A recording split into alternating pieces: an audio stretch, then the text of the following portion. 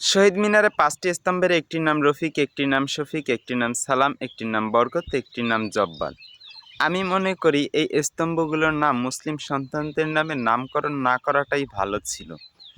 কারণ আমরা একটা বিষয় যদি লক্ষ্য করি যে আমাদের হিন্দু ভাইয়েরা তাদের উৎসবের সময় তাদের দেবদেবতাদের সামনে ঠিক একই পদ্ধতিতে একেবারে ভোরে খালি পায়ে মূর্তির সামনে গিয়ে ভূত হয়ে মূর্তির চরণে ফুল প্রদান করে।